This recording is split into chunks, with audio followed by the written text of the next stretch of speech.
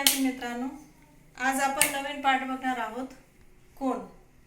आता तुम्हाला मागच्या वर्षी चौथीला शिक्षकांनी सांगितलं असेल, अशा वेगवेगळ्या आकृत्या काढल्या असतील आणि या आकृत्यांना नाव पण दिले असतील. तुम्हाला आठवतंय का? बघा, या आकृतीला नाव दिलेलं असेल विशाल कोण, या आकृतीला नाव दिलेलं असेल काटकोण, या आकृतीला नाव दिलं असेल लघुकोण. मागच्या वर्षी तुम्हाला इथपर्यंत ओळख झालेलीच आहे. आता या कोणाविषयीच आपण काही वेगवेगळ्या गोष्टी इथं आज आपण शिकणार आहोत. आता मी इथे एक कोण काढते.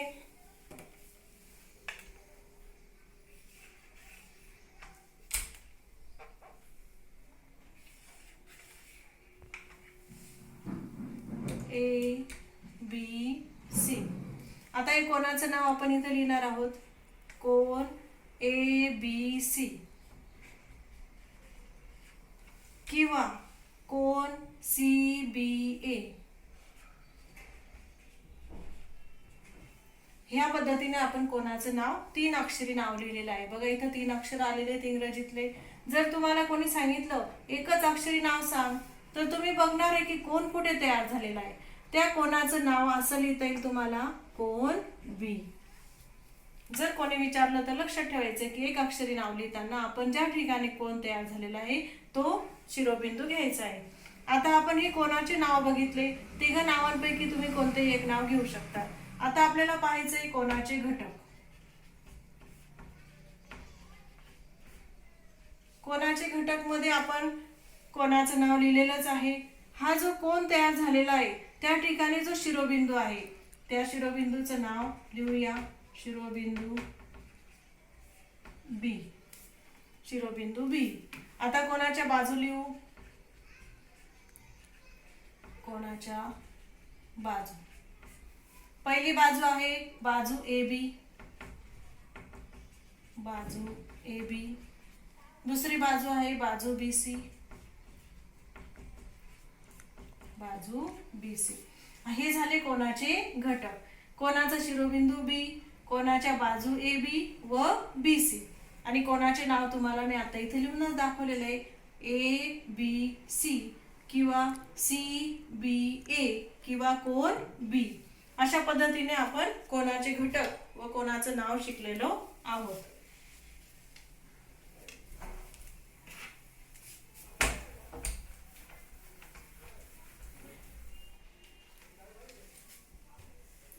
परत दुसरा कोण काढते मी इथं.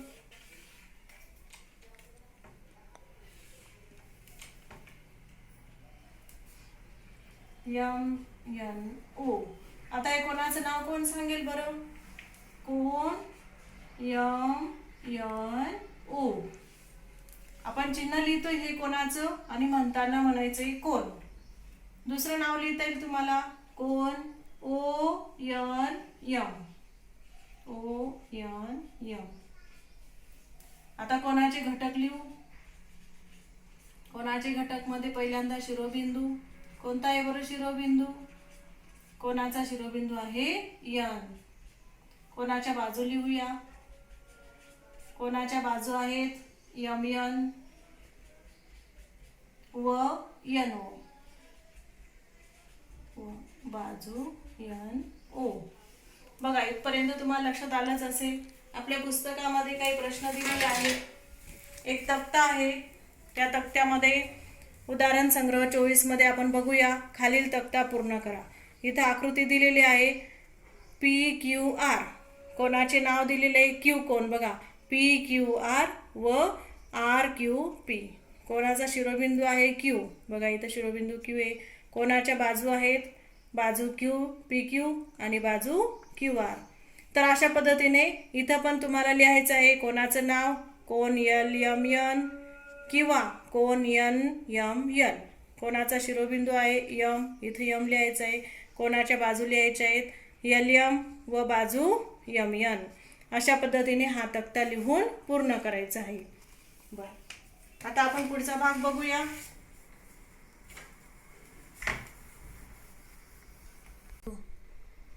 या साहित्याला तुमच्या कंपासपेटीमध्ये हे साहित्य असेल, या कंपासपेटीमधले या साहित्याला म्हणतात कोन मापक. याला म्हणतात कोन मापक. आता या कोन मापकामध्ये जर तुम्ही नीट पाहिलं तर इथं पण शून्य आहे आणि इथं पण शून्य आहे.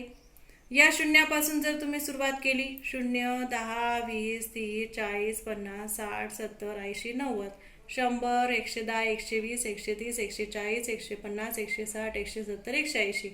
बघा शून्यापासून इकडे 180 पर्यंत आहे आणि ह्या शून्यापासून असे 90, 100, 110, 120 असे इथपर्यंत 180 आहेत. म्हणजे आपण शून्यापासून ते 180 अंशापर्यंतचा कोन या कोनमापकाच्या साहाय्याने ओळखू शकतो किंवा मोजू शकतो. आता मी इथे एक आकृती काढते आणि त्या आकृतीचा आपण कोन मोजणार आहोत. आता मी इथे आकृती काढलेली आहे कोन PQR. समजा तुम्हाला हा कोन दिलेला आहे आणि या कोनाचं तुम्हाला माप मोजायचंय. Q कोन किती अंशाचा आहे हे तुम्हाला मोजायचंय. तर आपण तो कसा मोजणार आहोत? कोन मापक घ्यायचंय. कोन मापकामध्ये ही जी रेषा आहे, ही रेषा म्हणजे हा जो बिंदू आहे, हा बिंदू बरोबर इथं आला पाहिजे. बघा कसा ठेवायचा आहे. ठेवताना बरोबर हा बिंदू इथं ठेवायचा आहे. त्यानंतर ही जी शून्याची रेषा आहे ती खालच्या रेषेवर बाजूवर आली पाहिजे. त्यानंतर या शून्यापासून हे शून्य आणि ही बाजू ज्या वेळेला एकत्र येणार आहे त्यावेळेला तुमचा कोन बरोबर ठरणार आहे. बघा आता इथं ही बाजू इकडे आहे त्याच्यामुळे हा शून्य घ्यायचा. इकडे बाजू नाही त्याच्यामुळे हा शून्य घ्यायचा नाही. मग या शून्यापासून आता तुम्ही मोजणार आहात. 0, 10, 20, 30, 40, 50, 60, 70, 80, 90, 100, 110. परंतु 110 पण नाही आहे आणि 120 पण नाही आहे. जर तुम्ही पाहिलं तर ही रेषा बघा इथं रेषा आहे. ही जी रेषा आहे ही 110 आणि 120 मधली रेषा आहे. मग 110 आणि 120 मध्ये किती येणार आहे बरं? 115. किती येणार आहे? 115. म्हणजे हा शून्यापासून हा जो कोन आहे हा बरोबर मध्यभागी 110 आणि 120च्या मध्यभागी 110 पासून पाचवी रेषा म्हणजेच 115. मग हा कोन किती अंशाचा आहे? 115 अंश.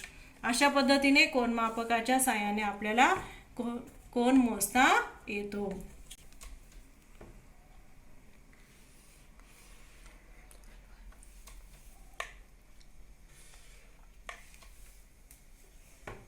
हा एक कोन काढलेला आहे मी. कोन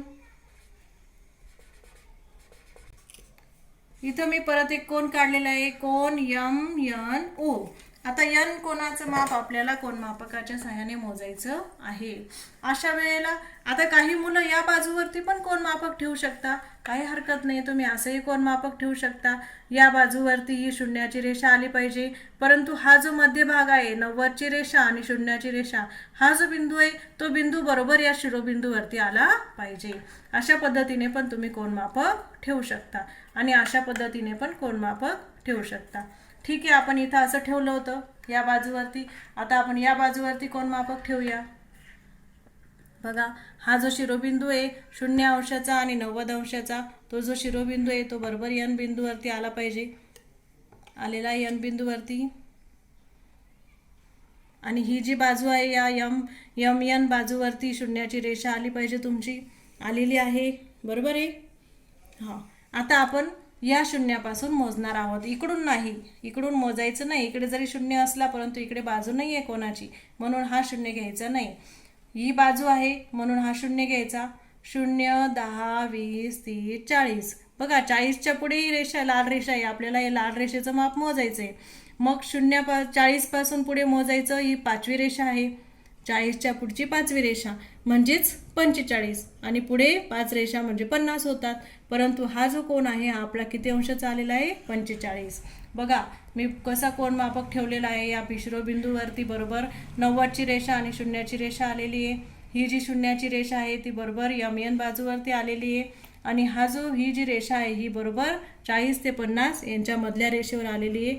म्हणजेच हा कोन आहे 45 अंशाचा. अशा पद्धतीने कोन मोजायचा आहे. तुम्हाला कोणतेही कोन दिलेले असतील ते कोन अशाच पद्धतीने मोजायचे. तुम्ही ह्या बाजूवरती कोन मापक ठेवा किंवा या बाजूवरती. बघा आपण आता असं ठेवलं होतं. इकडे ठेवून बघू तेच माप येतं का?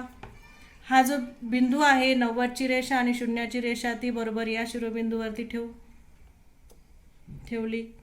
ही जी 0ची रेषा आहे ही बरोबर NO बाजूवरती ठेवू. आता आपण बघूया ही लाल रेषा कुठपर्यंत येते या कोनमापकाच्या रेषेला. NO बाजूकडचा 0 घ्यायचा आहे. 0, 10, 20, 30, 40. 40च्या पुढची ही जी 5वी रेषा आहे ती तुम्हाला ही बघा ही स्पष्ट दिसत असेल इथं. ही जी रेषा आहे ही आहे 45. 40 आणि 50च्या मधली रेषा आहे 45. म्हणून हा कोन किती अंशाचा आहे? 45.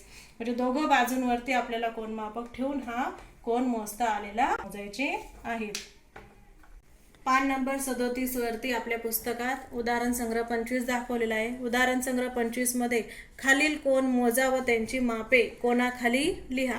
आता तुम्हाला हे कोन मोजायचे आहेत. इथं आपण कोनमापक ठेवूया आणि बघूया किती अंशाचा आहे.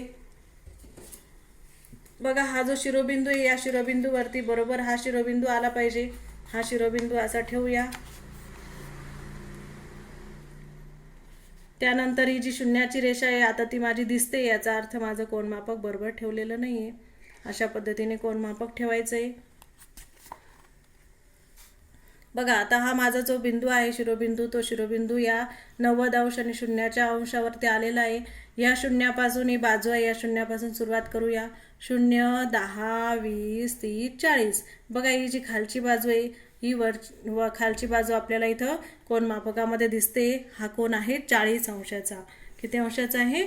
40 अंशाचा. बघा परत एकदा ठेवून बघा, तुम्ही पण कोनमापक ठेवून बघा. तर हा कोन आहे 40 अंशाचा.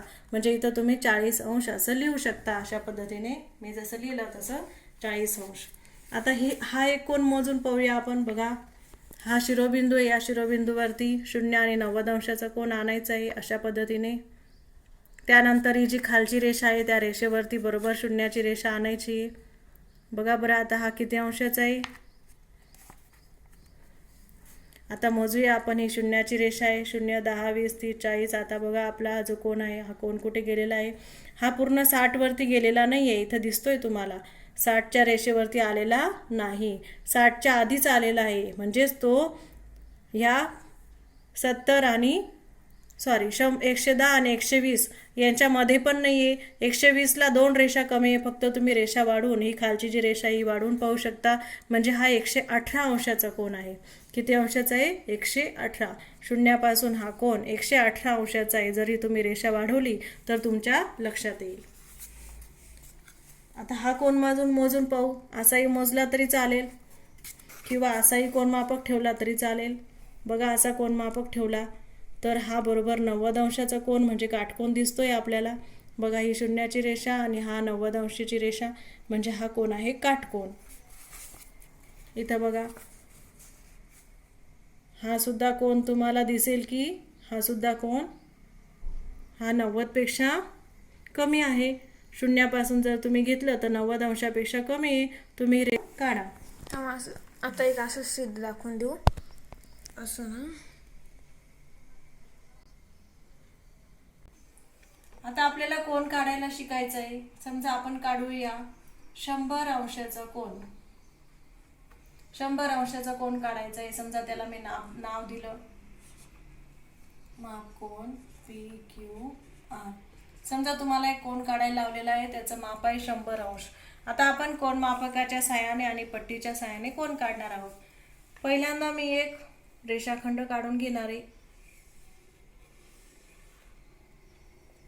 बघा अशा पद्धतीने मी एक रेषाखंड काढलेला आहे. इथं 2 बिंदू आहेत. समजा हे जो क्यू आहे तो क्यू मी इथं लिहिलेला आहे आणि हा R बिंदू आहे. समजा मी अशा पद्धतीने नाव दिलेले आहेत. आता ह्या क्यू बिंदूवरती मला कोन काढायचा आहे. तो किती अंशाचा? 100. मग आपण घेणार आहोत कोनमापक. आता कोनमापकात मी तुम्हाला सांगितलं होतं हा जो शिरोबिंदू आहे हा शिरोबिंदू बरोबर या बिंदूवरती आला पाहिजे. 90 अंशाची रेषा आणि 0ची रेषा. बघा आणि ही जी 0ची रेषा ही 0ची रेषा बाजूवरती आली पाहिजे. अशा पद्धतीने तुम्ही कोनमापक ठेवणार आहात.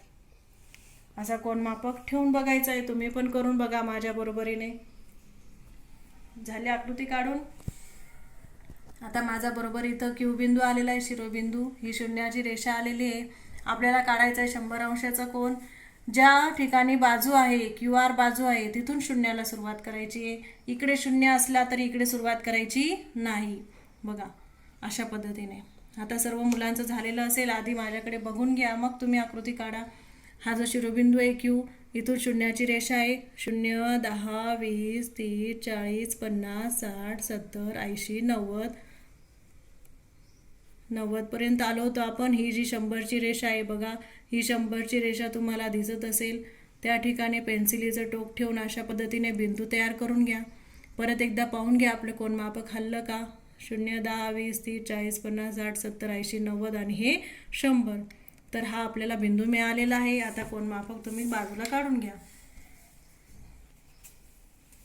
आता हा जो बिंदू आहे या बिंदूपासून ही Q रेषा जोडायची आहे. Q बिंदू जोडायचा आहे. अशा पद्धतीने मी तो जोडणार आहे. तो पुढे, ती रेषा पुढे गेली तरी चालेल. आता आपण पाहिलं की तुम्हाला इथं P नाव दिलेलं आहे, त्याच्यामुळे तुम्ही P बिंदू इथं कुठेही घेऊ शकता किंवा इकडे टोकालाही P बिंदूचं नाव लिहू शकतात. हा जो कोन आहे PQR, हा जो कोन आहे हा 100 अंशाचा आलेला आहे. बघा आपण कसा काढला. आधी आपण QR रेषा काढून घेतली, रेषाखंड काढून घेतला, त्याच्यानंतर आपण कोनमापक घेतलं. कोनमापकामध्ये हा जो बिंदू आहे हा शिरोबिंदूवरती आला पाहिजे, शून्याची रेषा आणि 90चा रेषा, आणि अशा पद्धतीने कोनमापक ठेवलं. त्याच्यानंतर आपण ही जी शून्याची रेषा आहे, शून्याच्या रेषेपासून आपण इकडे मोजत गेलो. 0, 10, 20, 30, 40, 50, 60, 70, 80, 90 आणि हा 100. आणि अशा पद्धतीने ही आपली रेषा जी आहे PQ बाजू जी आहे PQ बाजू बरोबर 100च्या रेषेवर आलेली आहे. म्हणजेच हा आपला कोन आहे 100 अंशाचा कोन. तुम्ही इकडून जरी मोजलं तरी तसंच येणार आहे. बघा असा कोनमापक ठेवून घ्यायचं आहे. आता ही PQ बाजू आहे म्हणून हा 0 घेणार आहे आपण. 0, 10, 20, 30, 40, 50, 60, 70, 80, 90 आणि 100. बघा आपलं 100 कडे आलंय की नाही. म्हणजे आपण कोणत्याही पद्धतीने मोजलं तरी आपला कोन किती अंशाचा आला पाहिजे, 100 अंशाचा आला पाहिजे. आता तुम्ही सुद्धा मी सांगितल्याप्रमाणे आकृती काढून बघा आणि आपल्या पुस्तकात दिलेलं आहे काढायला. पान नंबर 38 वरती उदाहरण संग्रह 26 दिलेला आहे. कोनमापकाचा उपयोग करून पुढील मापांचे कोन काढा व त्यांची नावे द्या. इथं तुम्हाला 60 अंश, 120 अंश, 90 अंश अशा पद्धतीने कोन काढून बघायचे. आता तुम्ही मला आधी 60 अंशाचा कोन काढून दाखवा. अशा पद्धतीने इथंही दाखवलेलं आहे कोनमापक कसं धरायचं आहे ते. 60 अंशाचा कोन काढा आणि मग नंतर हा उदाहरण संग्रह पूर्ण करून मला दाखवायचा आहे.